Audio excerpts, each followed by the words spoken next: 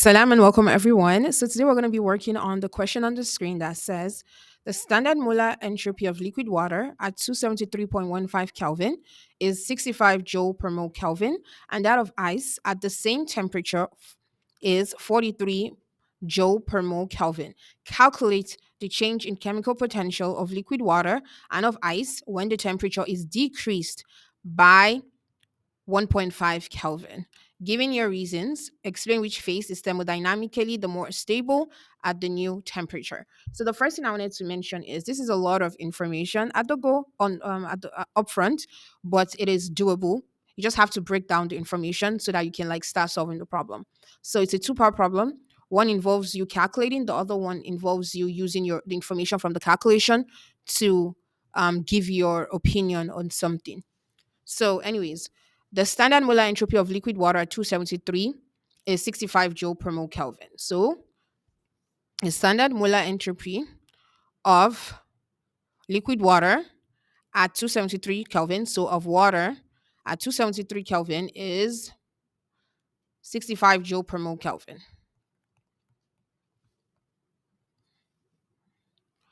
And that of ice at the same temperature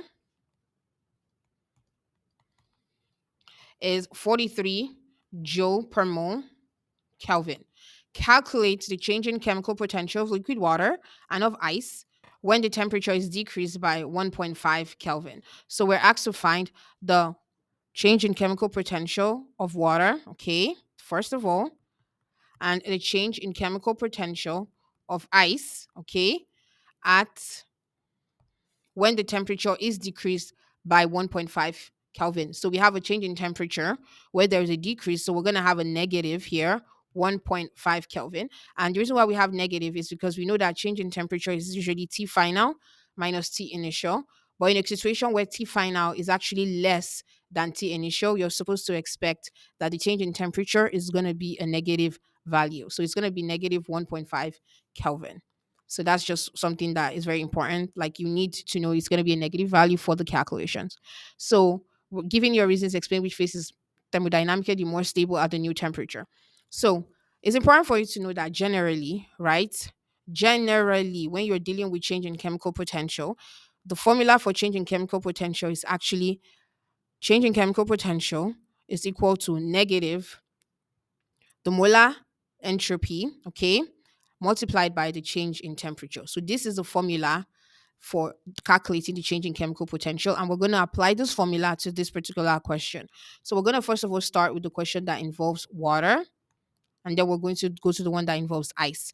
So for water, change in chemical potential for water is going to equal the is going to be equal to minus the molar entropy, okay, of water times change in temperature. So that's going to be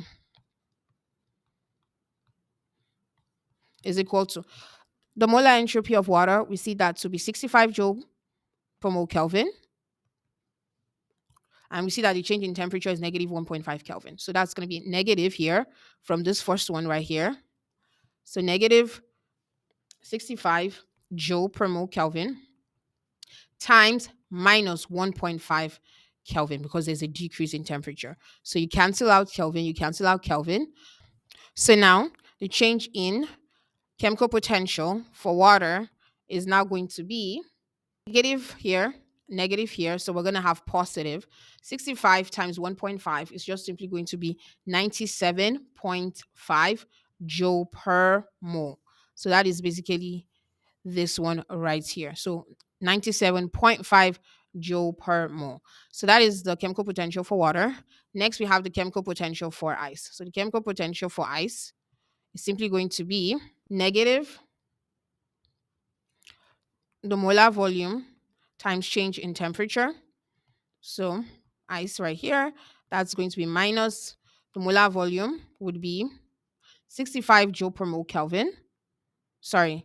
Now we're going to be dealing with the one for ice, and we see that the molar entropy of ice is actually 43 joule per mole Kelvin. It's 65 for water, 43 for ice. So that would be 43 joule per mole Kelvin. Okay, that's the molar entropy times negative 1.5 Kelvin for the change in temperature.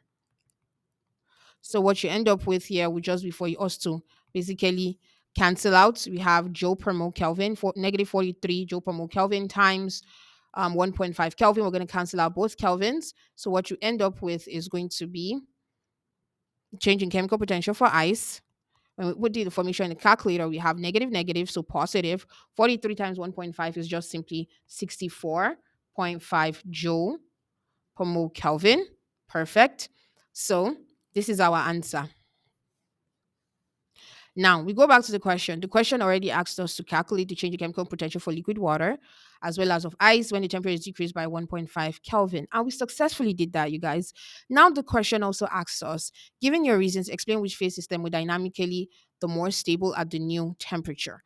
A general rule to know when you're dealing with stability, thermodynamic stability with respect to change in chemical potential, just note that the lower, okay, the change in chemical potential,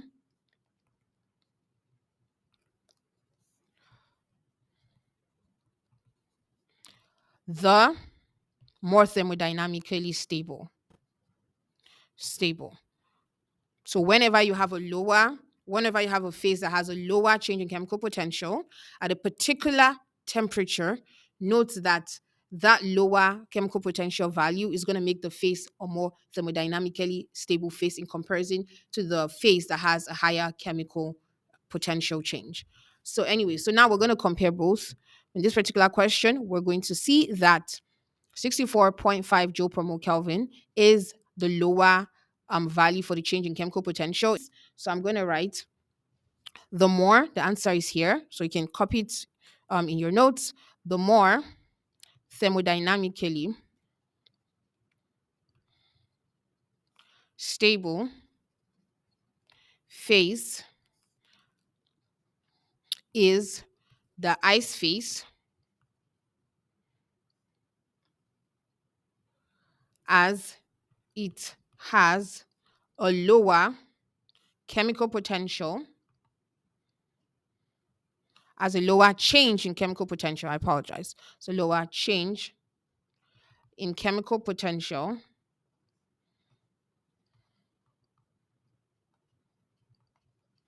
of 64.5 joule per mole. Apologize here. I mistakenly put the Kelvin here, so apologize. This is not the answer is supposed to be joule per mole. So has a lower change in chemical potential of 64.5 joule per mole than that of water, which is 97.5 joule per mole at the new temperature. Don't forget that for both phases, we're dealing with a situation where the temperature change is exactly the same, right? Of one phase decreases by 1.5, of another phase, it also decreases by 1.5, and the starting and the ending temperature is exactly the same. So at this new temperature, which is 1.5 Kelvin less than the previous temperature, the more thermodynamically stable phase is the ice phase because the change in chemical potential is lower for the ice than that of the change in chemical potential of the water phase. So that's basically it. I wish you guys all the very best. If you have any questions, concerns, or suggestions, make sure you email me or just put it in the comment section. If you're a student who is struggling in any of your STEM related courses, whether you're in middle school, high school, or college, and you're trying to succeed, make sure you email me at shahabitutoring@gmail.com. I wish you guys all the very best. Assalamu alaikum wa rahmatullahi wa barakatuh.